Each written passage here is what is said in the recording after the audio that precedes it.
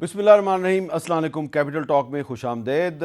इंतखाबात की तारीख के बारे में जो सुप्रीम कोर्ट का फ़ैसला है, क्या ये फ़ैसला पाकिस्तान में मौजूद सियासी बहरान को ख़त्म कर सकेगा या इस बहरान को मज़ीद बढ़ाएगा?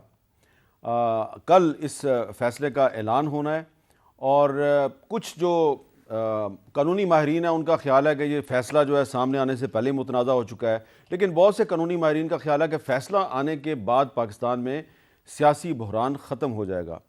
तो इंतज़ार कर रहे हैं हम सारे कि कल क्या फ़ैसला आएगा, लेकिन ये सवाल बड़ा अहम है कि इस फ़ैसले के बाद सियासी बहरान ख़त्म होगा या मज़ीद बढ़ेगा। इसके अलावा भी आप जानते हैं कि इस्लामाबाद में आज कुछ अहम डेवलपमेंट्स हुई हैं।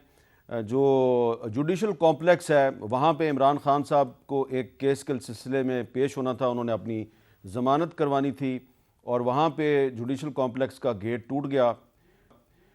एक और केस में उन्होंने हाई कोर्ट में आना था, वहाँ पर सूरत हाल ये बनी कि इस्लामाबाद पुलिस ने जो हाई कोर्ट के सीनियर रिपोर्टर्स हैं उनको बहुत बेदर्दी के साथ पीटा, उनके साथ वायलेंस किया।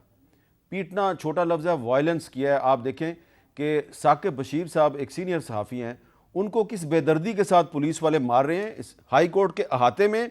और ये लोग जो मार रहे हैं साकिब बशीर को, ये जानते हैं कि ये साकिब बशीर है और हाई कोर्ट रिपोर्टर एसोसिएशन का प्रेसिडेंट भी रह चुका है। तो किसके कहने पर मारा गया है? रजिस्ट्रार साहब कोशिश कर रहे थे इनको बचाने की, साकिब बशीर साहब को, लेकिन पुलिस वाले इनको अपनी ज़ुबान में फेंटी लगा रहे थे। वो पता नहीं क्या सबक सिखाना चाह रहे थे साकिब बशीर को। ये एक सवाल है आज इस्लामाबाद में सहाफ़ी एक दूसरे से पूछ रहे हैं कि इस्लामाबाद पुलिस ने साकिब बशीर को और उसके साथियों को जो फेंटी लगाई है, तो ये सहाफ़ियों को किस जुर्म की सज़ा मिल रही है, इस पर बात करेंगे। हमारे साथ मौजूद हैं बैरिस्टर अली ज़फ़र साहब, आज सुप्रीम कोर्ट में वो अपने दलाइल दे रहे थे। हमारे साथ मौजूद हैं जनाब बैरिस्टर कामरान मुर्तज़ा साहब, आप भी सुप्रीम कोर्ट में आज बतौर वकील 5 रुकनी बेंच के सामने अपने दलाइल दे रहे थे। और हमारे साथ मौजूद हैं मुल्क की मारूफ माहिर कानून मोहतरमा जस्टिस रिटायर्ड नासरा जावेद इकबाल साहिबा। मैं अगर आप इजाज़त दें दोनों, मैं नासरा जावेद इकबाल साहिबा से गुफ्तगू का आगाज़ करता हूँ। बहुत बहुत शुक्रिया नासरा जावेद इकबाल साहिबा। मैं आपसे ये जानना चाहता हूँ आपका क्या ख्याल है कि कल जब सुप्रीम कोर्ट का 5 मेंबर बेंच एक फ़ैसले का ऐलान करेगा, या हो सकता है कि वो एक डेट दे दें या किसी फोरम को रेफ़र कर दें कि वहाँ से जाके आप फ़ैसला ले लें, तो इस वक्त ये जो मुल्क में एक टेंशन है, एक सियासी बहरान है, आपको लगता है सुप्रीम कोर्ट का फ़ैसला उस बहरान को ख़त्म कर देगा? मुझे तो अंदाज़ा है कि कर लेना चाहिए। सबसे पहले अस्सलाम वालेकुम सबको और शुक्रिया बुलाने का। बात यह है कि इस वक्त अजीब सी सूरत हाल है कि हर जो है गिरोह वो कोशिश कर रहे हैं कि सुप्रीम कोर्ट के ऊपर दबाव डालें, और मैं समझती हूँ ये बिल्कुल गैर मुनासिब है। और इसमें मीडिया का एक बहुत बड़ा किरदार है कि आप इनको शऊर दें कि अखलाकियात भी कोई चीज़ होती है। कोई जज कहता है जी मेरी मर्ज़ी का ये होना चाहिए, कोई कहता है मेरी मर्ज़ी का वो होना चाहिए। अब शुक्र है ये बेंच जो है ना, इसने 2 दिनों में सब समाअत करके फ़ैसले का इरादा कर लिया, ताकि ये जो दबाव दे रहे हैं ना, कम से कम इससे तो जान छूटे। और अगर इसको तहम्मुल से जो भी उनका फ़ैसला है उसको सब जो है वो खुशामदेद कहें, तो कोई वजह नहीं कि इससे कम से कम ये जो इस वक्त हिजान की सूरत हाल है ये कम हो जाए। क्योंकि ये जो सारी पार्टियों ने आपस में एका किया हुआ है ना कि हम कोर्ट को इन्फ्लुएंस करें, ये तो ख़त्म हो गया ना।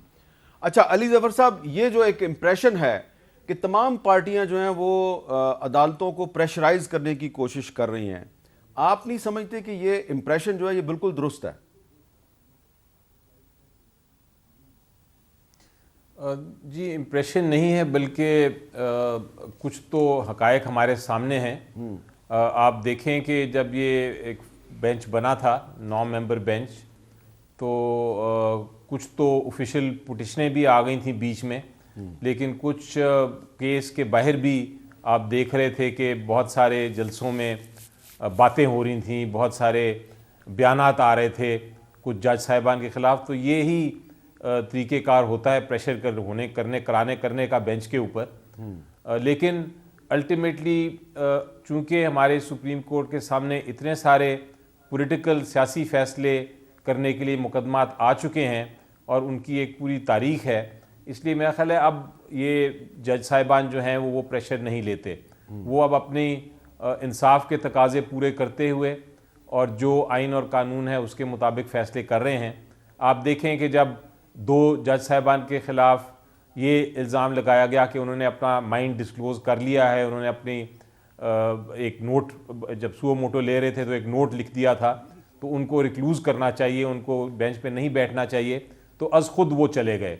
उसके अलावा 2 मज़ीद जज साहिबान ने भी चूँकि अपने ख़यालात का इजहार कर दिया था नोट की शक्ल में, तो वो भी उन्होंने खुद ही कहा कि हम इस बेंच में नहीं बैठते। फिर जब 5 मेंबर जो रह गए थे, जब नया बेंच कॉन्स्टिट्यूट हुआ और वो 5 मेंबर आए, तो उसके ऊपर सारों को एतमाद था और वो फिर उनके सामने पूरी बहस हर एक ने की। तो मेरा ख्याल है अदालत ने भी इसको बहुत अच्छा टैकल किया। लेकिन जहाँ तक आपका ये सवाल है कि दबाव डालने की कोशिश की जाती है, बदकिस्मती से पॉलिटिकल केसेस में हमारी पॉलिटिकल पार्टीज़ जो हैं वो यकीनी तौर पे दबाव डालने की कोशिश करती हैं, चाहे वो दबाव हो बयानात के ज़रिए, चाहे वो दबाव हो जलसे जुलूस निकाल के, चाहे वो सोशल मीडिया पे हो। ज़रूर ये एक ट्रेंड चल रहा है और इस ट्रेंड को मेरा ख्याल है ख़त्म होना चाहिए। ये एक हमारा पॉलिटिकल पार्टीज़ को बैठ के एक अपना कोड ऑफ कॉन्डक्ट, जिसे आपने साफ़ियों ने बनाया हुआ है, उस टाइप का कोड ऑफ कॉन्डक्ट बनाना पड़ेगा कि क्या चीज़ हम जुडिशरी के पास अगर केसेस लेके जाते हैं, आज हम लेके जा रहे हैं, कल दूसरे लेके चले जाएंगे, तो उस पर अगर आपके पास कोई सबूत नहीं है तो फिर आप फजूल किस्म के इल्ज़ामात ना लगाएं। उससे जो हमारी जुडिशल सिस्टम है और जो जुडिशरी है एज ए होल, जज साहिबान को तो छोड़ दें, as a whole judicial system को नुकसान पहुंचता है। अच्छा, अब कामरान मुर्जा साहब, कुछ वकला हजरात, सीनियर वकला हजरात, उनसे हमने पूछा कि जी क्या ये सुप्रीम कोर्ट का फैसला बहरान ख़त्म करेगा या नहीं करेगा। वो क्या कह रहे हैं, ज़रा उनकी भी बात सुन लें। समझता हूँ बहरान ख़त्म हो जाएगा। 5 जजेस का जो भी फैसला आएगा तमाम लोगों को मानना पड़ेगा आइन के नीचे। जो गैर यकीनी सूरत हाल है आइन के हवाले से वो ख़त्म हो जाएगी। किसका क्या इख्तियार है वो बात वाज़ेह हो जाएगी। इलेक्शन कराए जाएँ, 90 दिन में उस तरफ पेशरफ्त होगी, लेकिन अमल का जो मरहला है वो भी बाकी है। इस बहरान के बारे में कहना कुछ काबिल अज़ वक्त है। पार्टियों ने अपने दरमियान इतनी खलीज वसी कर ली है कि अल्लाह से दुआ कर सकते हैं कि इस फैसले के बाद पार्टियाँ फिर बैठ के कोई कंसेंसस डेवलप करें और मुल्क को एक सिमत में और डगर में चलाएं। कुछ कमज़ोर ऑब्जर्वेशन आई हैं बेंच की तरफ से कि जी इस पर अमल दरामद हो ना हो, ये ऐसी बात नहीं होनी चाहिए। देखिए, बहरान मुकम्मल तौर पर तो ख़त्म नहीं होगा, लेकिन एटलीस्ट अनसर्टेनिटी ख़त्म हो जाएगी कि 90 डेज़ में इलेक्शन होना है तो 90 डेज़ में ही होगा। अच्छा कामरान मुर्जा साहब, सवाल मेरा ये है कि ये मुल्क के मारूफ जो वकला हैं, इनमें से कुछ का ख्याल है कि बहरान मुकम्मल तौर पे ख़त्म नहीं होगा, सुप्रीम कोर्ट के फैसले के बाद भी बहरान मौजूद रहेगा, और कुछ का ख्याल है कि अगर अदालत को डायरेक्शन देती है तो हो सकता है उस पर अमल दरामद ना हो। ये क्यों इम्प्रेशन है? देखिए, लॉ ऑफ लैंड तो या तो फिर जो लेजिस्लेशन की होती है पार्लियामान ने वो होता है, या फिर उसके बाद जो जजमेंट्स होती है बाय द सुपीरियर कोर्ट्स वो लॉ ऑफ लैंड होता है, तो उस पर अमल होना चाहिए। ये तो आइडियल पोजीशन है।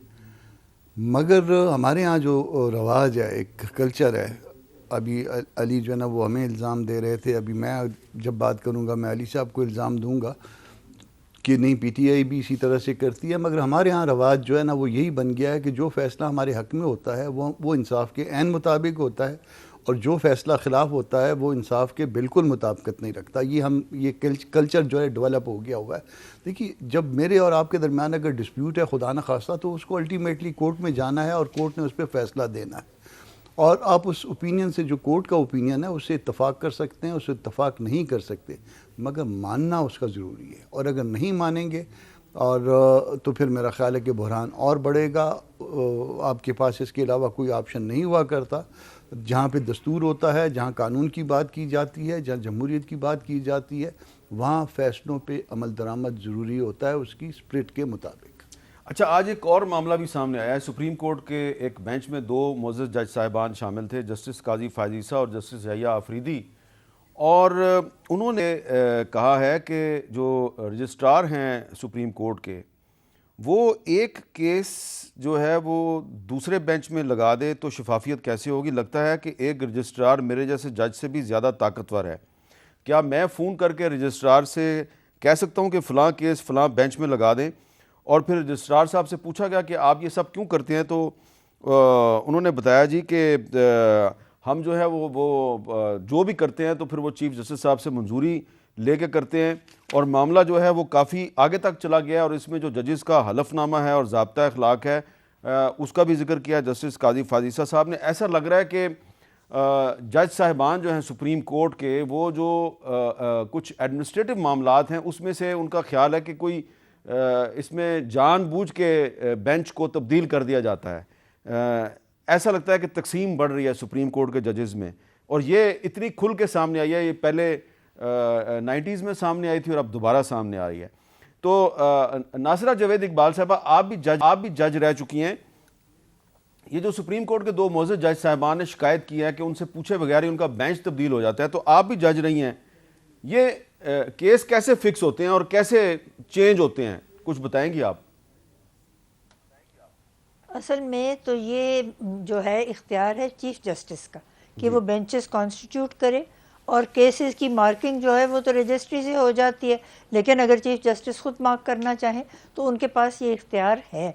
और इस पे मैं समझती हूँ कि एक पुरानी रवायत है कि जो जज हजरात हैं वो अपनी जजमेंट्स के ज़रिए बोलते हैं, और आपस में इस तरह तबादला ख्याल करना या तनकीद करनी अपने अफसरान अदालत पर, ये कुछ मुनासिब लगता नहीं। लेकिन अब ये शुरू हो गया, एक रिवायत शुरू हो गई है कि जजों पे तनकीद करती हैं पार्टियां, तो जजों ने भी ख़ुद अपने ऊपर तनकीद करनी शुरू की है। ये कोई अच्छी रिवायत नहीं है, और मेरा ख्याल है इससे इज्तिनाब करना ज़रूरी है। और जुडिशल प्रोसीजर के जो है ना तौर तरीके सुप्रीम कोर्ट में, उसमें जुडिशल रिफॉर्म लाने की ज़रूरत है। अली ज़फ़र साहब, ये हम देख रहे हैं कि सुप्रीम कोर्ट के जजेस में तकसीम जो है वो बिल्कुल वाज़े है, आप उससे आप इनकार नहीं कर सकते। 9 मेंबर बेंच जो है वो जो टूटा है उसकी आपने एक इंटरप्रटेशन किया है, लेकिन बहुत से लोगों की इंटरप्रटेशन ये है कि जजेस आपस में तकसीम है। और ये जो आज हुआ है, जो जस्टिस काजी फाजिसा साहब ने जो रिमार्क्स दिए हैं रजिस्ट्रार के बारे में, और फिर उन्होंने जजेस के हलफ के बारे में बात की, तो वाज़े तौर पर लग रहा है कि जज तकसीम हुए हुए हैं। तो इसका आप नहीं समझते कि एक बहुत ही पाकिस्तान में आइन और कानून की बालादस्ती का जिम्मेदार अदारा जो है उसकी साख को नुकसान पहुंच रहा है?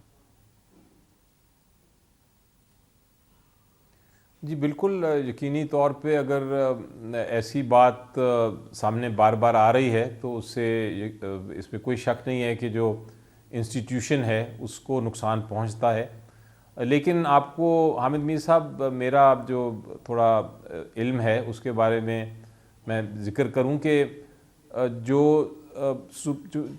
चीफ़ जस्टिस जब बनते हैं, आप नीचे से शुरू करते हैं, फिर आप आहिस्ता आहिस्ता सुप्रीम कोर्ट आते हैं, उसके बाद आप फाइनली चीफ जस्टिस बन जाते हैं, तो आपके पास बेसिकली 2 बड़े इख्तियारात होते हैं। एक ये इख्तियार है आपके पास कि आप बेंचेस बनाएं, आपकी मर्ज़ी है कि आप कौन से जज को किसके साथ बिठाएं, किस किस्म का बेंच किस वक्त बिठाएं, किस केस में बिठाएं। और दूसरा, उन जजेस को, उन बेंचेस को केस मार्क करने की जो एक ताकत है, वो पावर है, वो भी इख्तियार चीफ जस्टिस साहब का होता है। और ये एक रूल्स एंड रेगुलेशंस और एडमिनिस्ट्रेटिव साइड पे ये चलता आ रहा है जब का सुप्रीम कोर्ट बना है। तो ये इख्तियार चीफ जस्टिस ने कई सही इस्तेमाल किया, कई उन्हें गलत इस्तेमाल किया, उस पर ऑब्जेक्शंस होती नहीं, लेकिन ये एडमिनिस्ट्रेटिव साइड पे हमेशा इनकी सॉल्यूशन, इनका हल ढूंढा गया। अब अगर आप ये ले लेंगे इख्तियार चीफ जस्टिस साहब से कि वो कौन सा बेंच बना सकते हैं या कौन सा केस फिक्स कर सकते हैं, तो फिर इसका चीफ जस्टिस का जो 2 इख्तियार रह गए हैं वो भी ख़त्म हो जाएंगे। तो फिर तो चीफ जस्टिस एक तरह से एडमिनिस्ट्रेटिव साइड पे भी बहुत कमज़ोर हो जाएंगे और उसमें भी कन्फ्यूजन रहेगी। तो ये मेरा ख्याल है एक समझौता करना पड़ेगा। हाँ, ये ज़रूर है कि अगर एक जज साहब के पास एक केस लग गया है और वो उसकी समाअत कर रहे हैं, तो फिर चीफ जस्टिस साहब का ना इख्तियार है ना होना चाहिए कि वो उस जज से या उस बेंच से वो वाला केस हटा लें। तो ये और यही ट्रेडिशन है कि कभी केस हटाया नहीं जाता सिटिंग जो केस सुन रहे हों जज साहिबान। तो ये एक बैलेंस होता है जिसको हमने आगे, ये हाई कोर्ट्स में भी होता है, ये लोअर जुडिशरी में भी है, तो सुप्रीम कोर्ट में भी चलता रहा है। लेकिन अब आजकल हम देख रहे हैं कि ये मामला उभर के बाहर आ रहा है और ये कंट्रोवर्शियल होता जा रहा है। तो उम्मीद यही है कि कोई रूल्स एंड रेगुलेशंस पे मज़ीद बनाए जाएंगे ताकि ये शक व शुबात या ये जो कॉन्फ्लिक्ट्स हैं इंटरनल ये भी ख़त्म हो। एक इसकी ऑप्शन ये भी है कि आप फिक्सेशन ऑफ केसेस जो हैं जैसे हाई कोर्ट में होता है कि वो एक ऑटोमेटिक कंप्यूटर बैलेटिंग के ज़रिए हों, तो वो भी एक पॉसिबिलिटी है। अगर इस किस्म की चीज़ बढ़ती गई तो हो सकता है सुप्रीम कोर्ट को ऐसा कोई जो निज़ाम है वो अपना उसको करना पड़े इम्प्लीमेंट। अच्छा कामरान मुर्तज़ा साहब, क्या आप इत्तेफाक करेंगे? नासरा जावेद इकबाल साहबा ने बड़ी सिंपल लेकिन बड़ी गहरी बात की है कि जजेस को अपने फ़ैसलों के ज़रिए बोलना चाहिए। इस तरह एक दूसरे जो जुडिशल अफसरान हैं और अपने ही साथी जजेस हैं उनके बारे में इस तरह रिमार्क्स नहीं देने चाहिए। नहीं, बिल्कुल नहीं देने चाहिए। और इस तरह के रिमार्क्स देने से दोनों के बारे में इमेज ख़राब हो जाता है, जो रिमार्क्स दे रहा है और जिसके बारे में रिमार्क्स दिए गए हैं। अब ये थोड़ा सा वाक़या शायद क्योंकि ये इल्म में आया है, उसमें अचानक जो है बेंचों की फॉर्मेशन चेंज हुई है और होता ये है कि वो भी गलत है, वो भी गलत है। वो इस तरह से हुआ नहीं करता। आपको जब रात कल केस लगे हुए हैं, रात को मखसूस फाइलें उस बेंच की दे दी जाती हैं और आपको पता होता है कि आपके साथ कौन बैठेगा और इस हिसाब से आप अपनी तैयारी करके आते हैं। या बाज़ औक़ात तय कर लेते हैं कि इतने केस आपने तैयार करने, इतने मैंने तैयार करने, क्योंकि हमसे बेहतर पढ़ के आए होते हैं जजेस। तो यहाँ पे अचानक फॉर्मेशन चेंज हो गई और इसमें सीनियर जजेस को दो जगह पे उनको ये फील हुआ कि हमको इकट्ठा करके और दूसरा बेंच जो है ना वो निस्बतन जूनियर जजेस को दिया गया है, तो वो उन्होंने कोई थोड़ा सा इंसल्टिंग फील किया।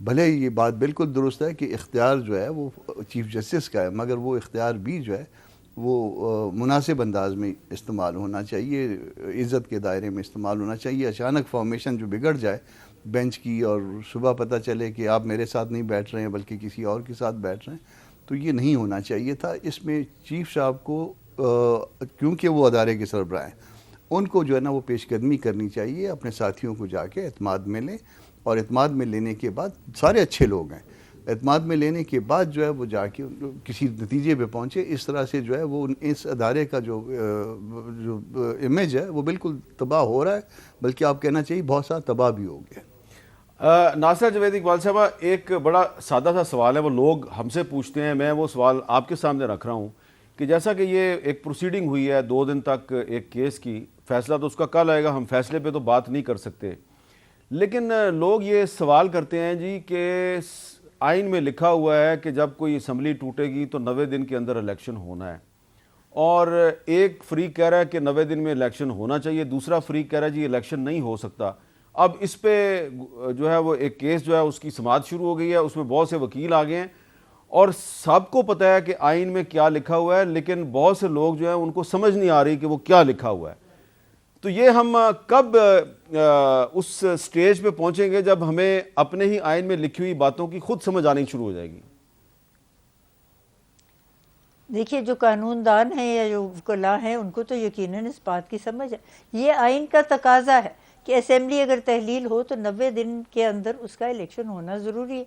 अब 90 दिन के अंदर इलेक्शन कराना जो है वो इलेक्शन कमीशन का काम है। अब वो तारीख ना दें, गवर्नर तारीख ना दे, और अगर सदर इसकी तारीख दे दे तो ये अदालत में सवाल ये है कि सदर के पास इख्तियार कहाँ से आया। तो इलेक्शन लॉज में तो उनके पास ये इख्तियार है और मैं समझती हूँ कि इस्तेमाल करना भी ज़रूरी था ताकि लोगों को पता लग जाए कि जी 90 दिन के अंदर अंदर इलेक्शन होगा जैसे कि आइन का तकाजा है और ये होगा। इसके ऊपर तो किसी को शक व शुबा होना ही नहीं चाहिए। और ये कहना कि जी वसाइल नहीं हैं या लोग नहीं हैं और ये बात नहीं है, इस बात को आप बिल्कुल मद्देनज़र ना रखें।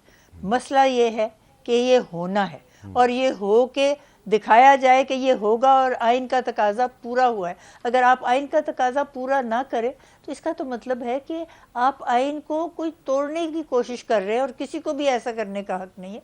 हमारे पास इतने सालों से, अब 50 साल हो गए हैं इस आइन को, तो कायम तो रहने दें। और ये बेसिक आपका जो है ना लॉ है, फंडामेंटल लॉ, इसमें अगर आप चाहते हैं कि इस तरीके से ना हो तो 2/3 मेजॉरिटी से पार्लियामेंट इसको बदल ले, उसके अलावा कोई चारा नहीं कि ये आप कहें कि जी 90 दिन में कैसे होगा, क्यों होगा, ये सवाल हमने पूछना ही नहीं। बिल्कुल ठीक है। अच्छा अली ज़फ़र साहब, इसमें प्रोसीडिंग के दौरान एक डेवलपमेंट हुई कि जब प्रेसिडेंट के जो वकील हैं उन्होंने खुद ही एतराफ़ कर लिया जी कि प्रेसिडेंट साहब जो हैं उनको खैबर पख्तूनख्वा असम्बली में जो डेट का मामला है उसमें उनको इंटरफेरेंस नहीं करनी चाहिए थी, क्योंकि वहाँ तो गवर्नर ने खुद असम्बली तोड़ी है।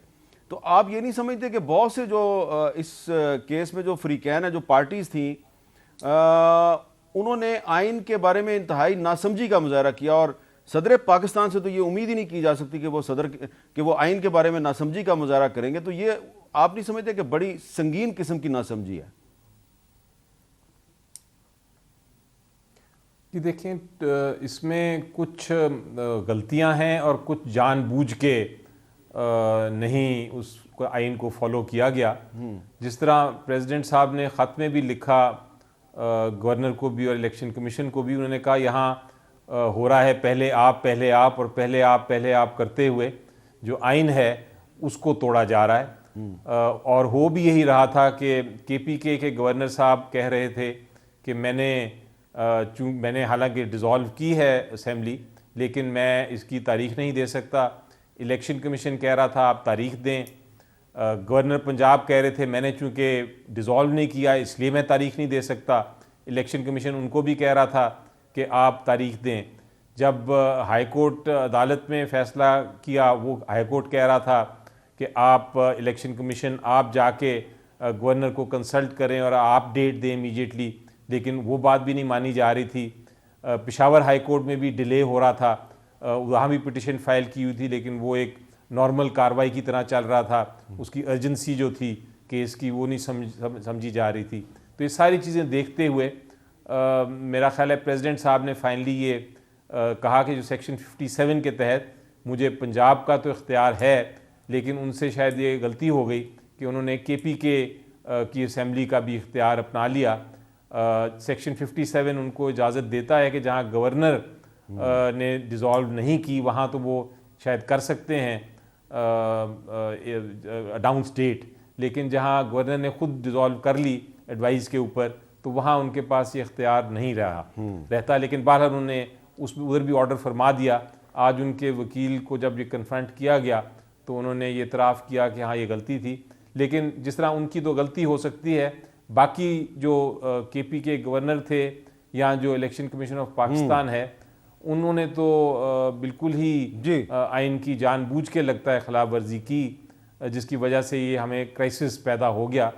लेकिन अब जो खुश आइन बात ये है, और इसको मैं हमेशा कहता हूँ कि एक पॉजिटिव साइड भी देखनी चाहिए, कि आप देखें बार बार हमारी पॉलिटिकल पार्टीज़, हमारी हुकूमतें आइन की खिलाफ वर्जी कर रही हैं जानबूझ के या गलती से, लेकिन अल्टीमेटली सुप्रीम कोर्ट बार बार आके रास्ता दुरुस्त कर रहा है और आइन के मुताबिक फ़ैसला करने के बाद एक प्रोसेस आगे चला जाता है। जिस तरह आपको एग्जांपल मैं देता हूँ कि वो डिफेक्शन का केस था, आपको पता है कितना क्राइसिस रहा है पाकिस्तान की तारीख में जब वो डिफेक्शन होती थी, लोग छांगा मांगा में जाके पैसे के ज़रिए वोट्स ख़रीद लेते थे।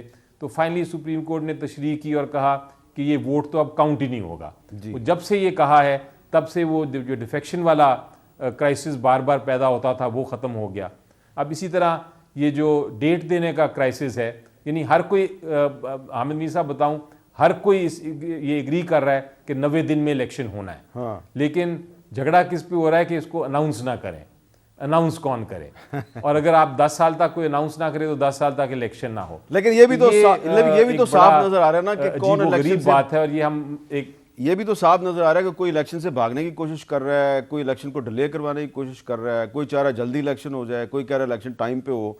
तो कहीं पे गलती है, कहीं पे बदनीति है। लेकिन ये हमारे लिए तशवीशनाक है कि हाईएस्ट ऑफिस जो है प्रेसिडेंट ऑफ पाकिस्तान का, वहाँ पे भी आइन के हवाले से गलतियाँ हो रही हैं। लेकिन अच्छी बात है कि उन्होंने भी गलती का एतराफ़ कर लिया। कुछ और सवालात भी करते हैं एक वक्फे के बाद।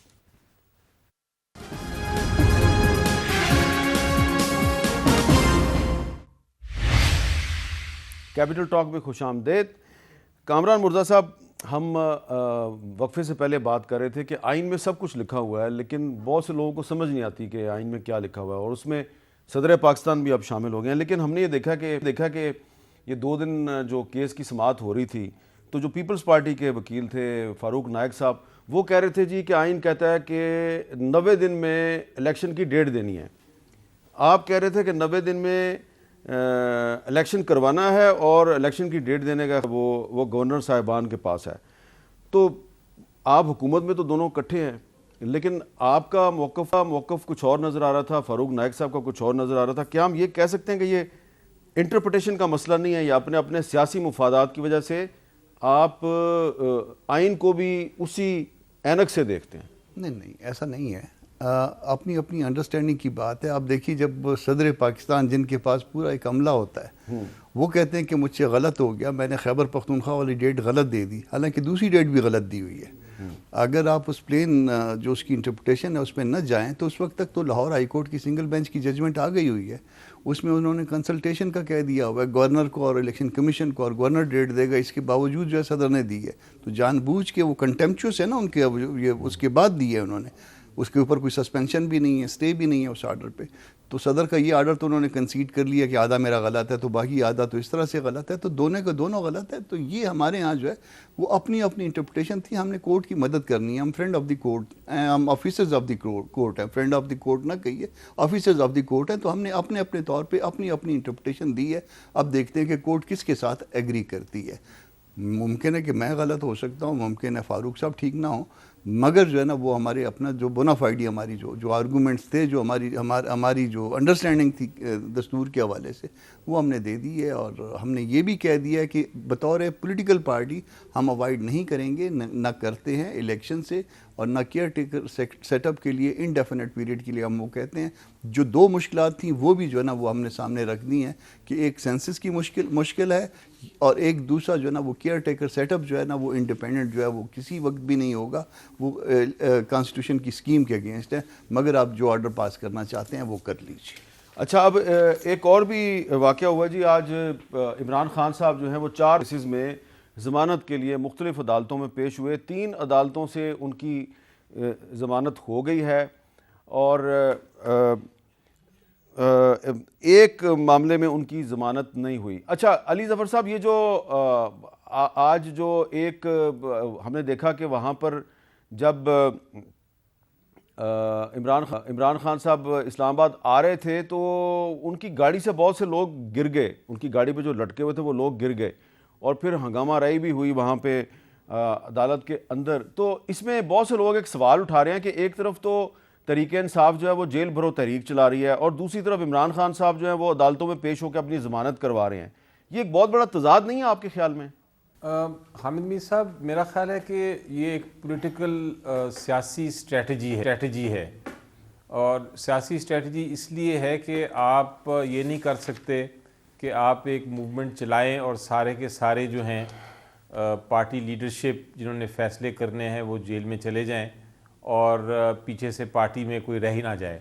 तो ये एक स्ट्रेटजी के तहत वक्त आएगा तो जिसने जाना है जेल में, जिसने करना है उस स्ट्रेटजी के मुताबिक ही जाएंगे। आप देखें बहुत सारी लीडरशिप गई है जेल और वो अभी तक मेरा ख्याल है बाहर नहीं निकल सके।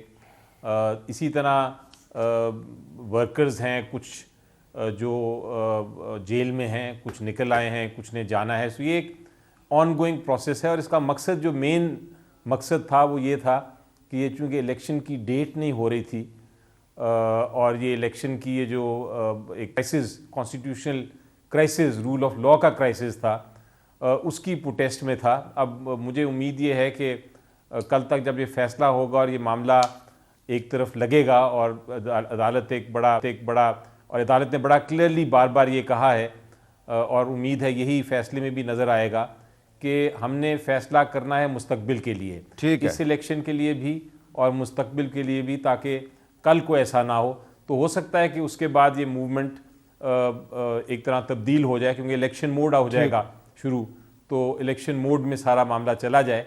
तो इसलिए ये मेरा ख्याल है ये एक पॉलिटिकल स्ट्रेटजी है जिसके तहत ये चल रहा है। बाकी तबसरे आप कर सकते हैं, आप ऑब्जेक्शंस कर सकते हैं कि ये क्यों नहीं गया जेल में, ये शख्स क्यों चला गया, लेकिन इसके पीछे एक थिंकिंग प्रोसेस है। ठीक है। अच्छा नासिरा जावेद इकबाल साहब, आपसे भी मेरा यही सवाल है कि आज इमरान खान साहब की 3 केसेस में ज़मानत हो गई, एक केस में ज़मानत नहीं हुई, जज साहब ने नाकाबिल ज़मानत वारंट गिरफ्तारी जारी कर दिया। अब कल जब सुप्रीम कोर्ट का फैसला आ जाता है तो बहुत से लोगों का ख्याल है कि एक क्राइसिस ख़त्म हो जाएगा, तो क्या उसके बाद ये जेल भरो तहरीक जो है ये ख़त्म नहीं कर देनी चाहिए? देखिए, ये तो पार्टी की अपनी स्वाबदीद है और कायद जो उनके हैं उनकी अपनी स्वाबदीद है कि वो क्या फ़ैसला इस पे करते हैं। हम तो शहरी हैं, हम तो देख रहे हैं कि होना क्या है। आपका क्या ख्याल है इस बारे में? देखिए, नाकाम तो हो गई ये तारीख। अब ये कल जो भी फैसला आएगा, जो एक्सपेक्टेड फ़ैसला हो सकता है, उसके नतीजे के तौर पे ये ख़त्म करेंगे और फिर फेस सेविंग करेंगे। ये इसमें जो है नज़र आता है। बाकी आपने देख लिया, कंट्राडिक्शन तो देख ली। इमरान खान साहब जो है ना, वो लोगों को कुचल के भाग रहे हैं और चौथी ज़मानत, 3 ज़मानतें हो गई, चौथी ज़मानत लेने के पीछे थे और नहीं हुई तो भाग गए उधर से, और बाकी लोगों को कह रहे हैं आप जेल जाएं। तो एक तरफ तो वो दावा करते हैं कि वो कायद-ए-आज़म को फॉलो करते हैं। कायद-ए-आज़म ने तो ज़िंदगी में कभी जेल भरो मेरा ख्याल है नहीं की है। गफ़ार खान साहब ने की है, नेहरू साहब ने की है, गांधी साहब ने की है, मौलाना अब्दुल कलाम आज़ाद ने की है। तो अगर उनको फॉलो करते हैं तो फिर तो ठीक है, जेल भरे भी और भरवाएं भी। मगर पहले खूब वो गफ़ार खान का आपको पता होगा, खुद गए थे और उनके साथ 14,000 लोग जो है ना उसी दिन गए थे। फिर 41,000 लोगों ने दूसरे दिन या तीसरे अच्छा, दिन अब एक उसके और बाद भी गए। मामला है, उस पर भी मैंने बात करनी है कि जी आज जो इस्लामाबाद हाई कोर्ट में सहाफ़ियों को बेदर्दी के साथ मारा गया है, कामरान मुर्जा साहब, ये क्या हो रहा है? यानी कि सहाफ़ी जो है हाई कोर्ट के अंदर जो है वो पुलिस घुस के सहाफ़ियों को मारती है और वेल नोन जर्नलिस्ट हैं। ये मामला जो है ये किधर जा रहे हैं? ये क्या मैसेज कौन दे रहा है सहाफ़ियों को? ये मेरा ख्याल है कि मामला जो है ना ख़राब किए जा रहे हैं। मैं तो ये समझता हूँ, और अल्टीमेटली जो है ना वो ख़राबी इस हद तक पहुँच जाएगी कि पॉलिटिशियन के हाथ से निकलेगी। पॉलिटिशियन आज भी बैठ जाएं आपस में, इनके लिए रास्ता निकलेगा, वरना फिर कल ये रास्ता बाकी नहीं बचेगा। अच्छा, नासिरा जावेद इकबाल साहब से हमारा राब्ता मुनक़ते हो गया था जी। आपकी बात मुकम्मल नहीं हुई। नासिरा जावेद इकबाल साहब अपनी बात मुकम्मल कर लें। हम आपसे पूछ रहे थे कि ये जो हो रहा है, इमरान खान साहब की आज 3 केसेस में ज़मानत हो गई है, लेकिन दूसरी तरफ जेल बरो तहरीक भी चल रही है। तो सुप्रीम कोर्ट के फैसले के बाद उनको जेल बरो तहरीक जारी रखनी चाहिए या नहीं रखनी चाहिए? ये तो पार्टी का अपना फ़ैसला है। उनके स्वाबदीदी इख्तियारात में ये शामिल है कि जो वो कायद उनके फ़ैसला करते हैं, तमाम जो उनके वर्कर्स हैं वो उस पर अमल दरामद करते हैं। और अगर वो समझते हैं कि इस फ़ैसले के बाद उनको ज़रूरत नहीं है जेल भरो तहरीक की, तो वो ख़त्म कर देंगे। अगर वो समझते हैं कि इसको जारी रखना ज़रूरी है तो शायद जारी रखें। अब ये तो वो आपस में ही पार्टी वाले लोग और सियासतदान फैसला कर सकते हैं। ये हम जैसे आम शहरी तो नहीं ना कर सकते। अच्छा, ये आखिर में ये भी बता देंगे, अगर इमरान खान साहब जो हैं वो अपनी ज़मानतें करवा रहे हैं, तो फिर शाह महमूद कुरैशी साहब को, असद उमर साहब को, वलीद इकबाल साहब को, बाकी लोगों को, उनको भी अपनी ज़मानत नहीं करा लेनी चाहिए? मेरा ख्याल है ये कुछ जो है ना maintenance of public order ordinance, उनके तहत इनको उन्होंने अब नज़रबंदी जो है उनकी की हुई है। तो ये उसका मुकाबला फिर उनकी जो है पीटीआई, वो इसके मुताबिक कोई अपने लाए अमल जो है वो तय करेंगे कि क्या करना है, इनको छुड़ाना है या बेल के लिए कोशिश करनी है। ये जो 2 स्टैंडिंग हैं या सिटिंग सेनेटर्स हैं, इनकी तो अगर सेनेट कॉल हो जाए ना तो इनका तो प्रोडक्शन ऑर्डर भी लिया जा सकता है। तो इन दोनों के लिए तो मसला कुछ और है। बाकी जो पार्टी है वो उनका एक मेरा ख्याल है कि मिल के उनका फैसला करेंगे कि क्या उन्होंने लाए अमल करना। बहुत शुक्रिया नासिरा जावेद इकबाल साहब। मुझे यहाँ पे एक वक्फा लेना, वक्फे के बाद दोबारा मिलते हैं।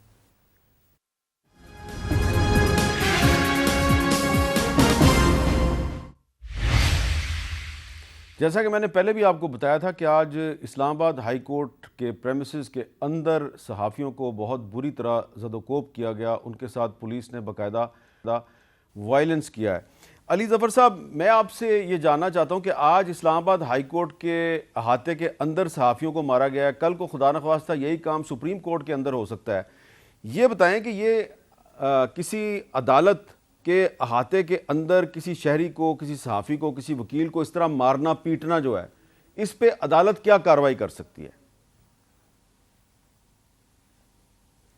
जी बिल्कुल, मैं यही कहने लगा था जब आपने मुझे ये किस्सा बताया अभी।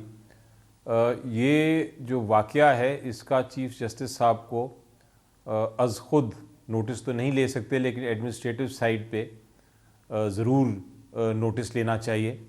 और अगर इसकी कोई सहाफ़ी पिटिशन करे तो उस पिटिशन को भी उसकी समाअत करके एक्शन लेना चाहिए जो पुलिस अफसर हैं इंचार्ज जिन्होंने ये किया, क्योंकि कोई जवाज़ नहीं बनता, कोई कानून ऐसा नहीं कि आप किसी को ज़दोकोब करें।